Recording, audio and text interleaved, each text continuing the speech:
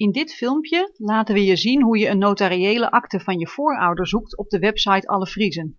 Daarna laten we je zien hoe je deze akte aan kunt vragen om in te zien in de studiezaal van Tresor.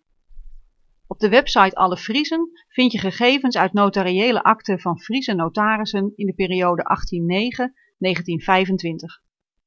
Je wilt weten of je voorouder Harmen Jelles Koopmans vroeger een bezoek aan de notaris heeft gebracht. Hiervoor gebruiken we de website van Alle Friezen. Vul de naam in de grote zoekbalk in en klik op zoek.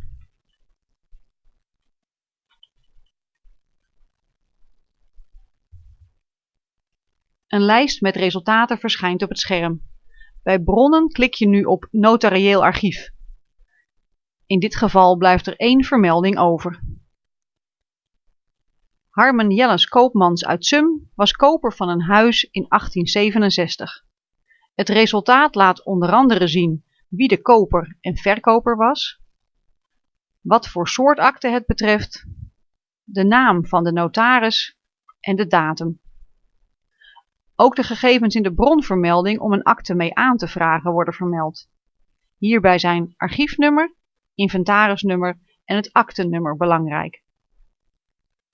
In geval van de koop van een woning bestaat de handeling bij een notaris uit een provisionele akte en de finale toewijzing.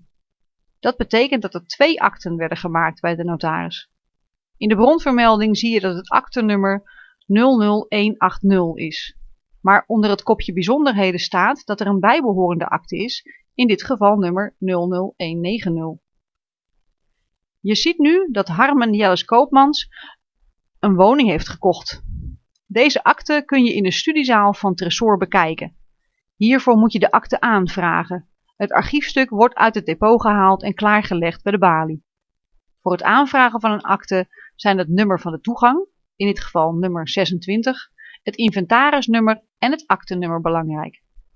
We laten nu zien hoe je een archiefstuk thuis kunt reserveren om later in de studiezaal te kunnen bekijken. Hiervoor moet je naar de website van Tresor. Toets in de menubalk www.tresor.frl in. Je komt nu op de homepagina. Klik op het blokje Zoeken in collecties. Na de korte uitleg kun je kiezen uit verschillende collecties. Bij de collectie archieven kun je op de blauw-paars gekleurde link deze pagina klikken. Er opent een nieuw venster, het archievenzoekscherm. Klik in het witte vakje met de tekst Alle woorden. Je krijgt nu een nieuw zoekscherm. Wanneer je een notariële akte aan wilt vragen, kun je bij de toegangscode 26 intypen. Deze code staat voor de toegang naar de notariële archieven. Klik nu op zoek. Je krijgt nu in het zoekresultaat de naam van het archief, Notarieel archief. Klik met de muis op de naam 26 Notarieel archief voor het vervolg. Klik nu met je muis in het zoekschermpje onder Zoek in deze archieftoegang. Vul in het nieuwe blokje bij inventarisnummer het eerder door jou gevonden nummer in, 41073. De 0 voor het nummer kan bij de aanvraag weggelaten worden. Onder het kopje Gevonden archiefstukken staat nu het inventarisnummer met het betreffende jaar. Klik nu op dit inventarisnummer met de jaargang. Er opent een klein wit scherm met meer gegevens. Aan de rechterkant zie je een aantal icoontjes staan. Het laatste icoontje is een mapje. Klik op dit map-icoontje. Nu opent er een aanvraagscherm. Vul hier de gevraagde gegevens in. Ben je in het bezit van een Tresorpas, dan vul je daar je pasnummer in. Zo niet, dan vul je nummer 12345 in. Een tafelnummer hoef je niet in te vullen. Bij het opmerkingenveld vul je het aktenummer en het betreffende jaar in. Heb je 2 aktenummers, zoals in dit geval, dan vul je beide aktenummers in met het jaartal. Bij datumbestelling vul je de datum van je bezoek in. Let hierbij op dat er minimaal 24 uur tussen het aanvragen en het bezoek aan Tresor zit. Klik nu op aanvragen. De computer vraagt nu of dit is wat je zoekt en klik op ja.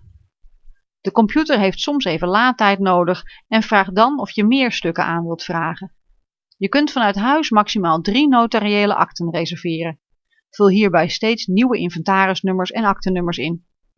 Als je meer notariële akten wilt bekijken, dan kun je die in de studiezaal van Tresor aanvragen. 's Avonds en in het weekend worden er geen archiefstukken uit het depot gehaald. Wil je dan toch archiefstukken inzien, dan moeten deze minimaal 24 uur van tevoren gereserveerd worden.